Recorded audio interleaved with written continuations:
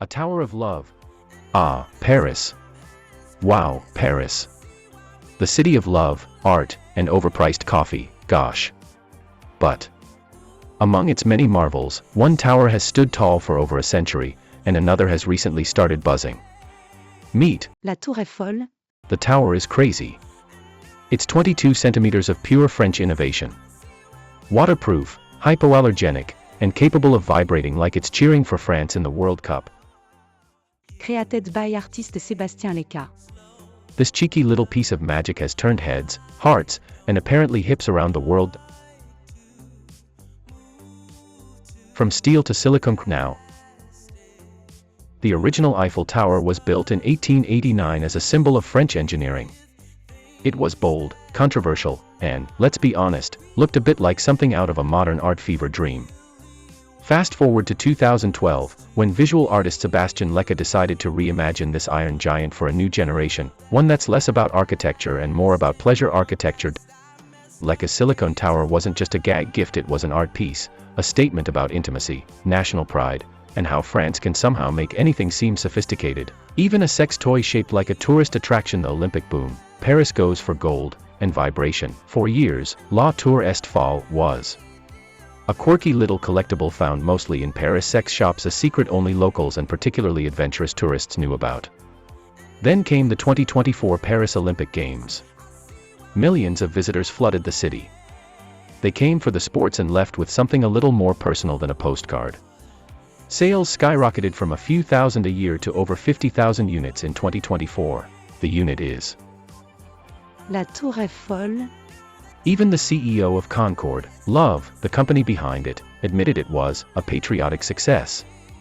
And when a French CEO calls a vibrator patriotic, you know this country really commits to its art. Shopping in Pigalle, souvenir or something more.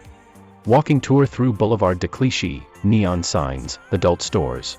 Just stroll down Boulevard de Clichy, in Paris' famously naughty Pigalle district.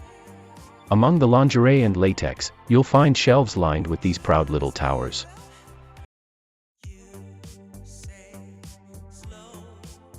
At the Clara Morgan store, they stand beside harnesses and crotchless panties.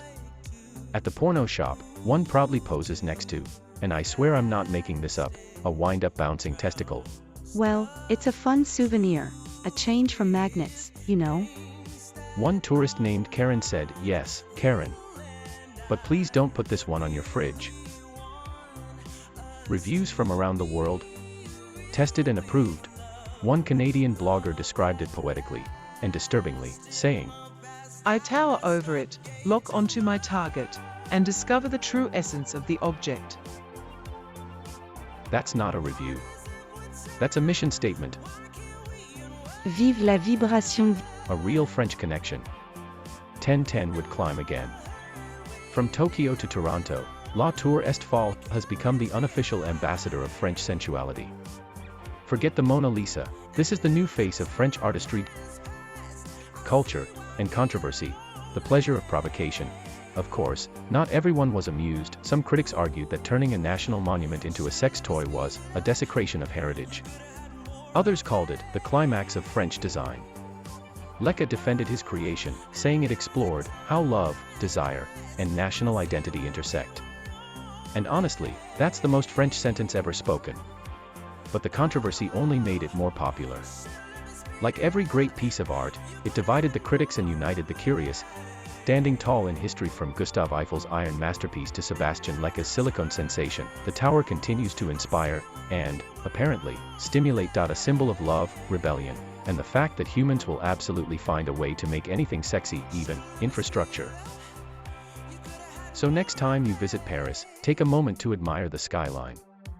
Somewhere out there, in a discreet little shop window, stands another tower, proud, pink, and ever so slightly vibrating, carrying on the French tradition of turning pleasure into art. Say, slow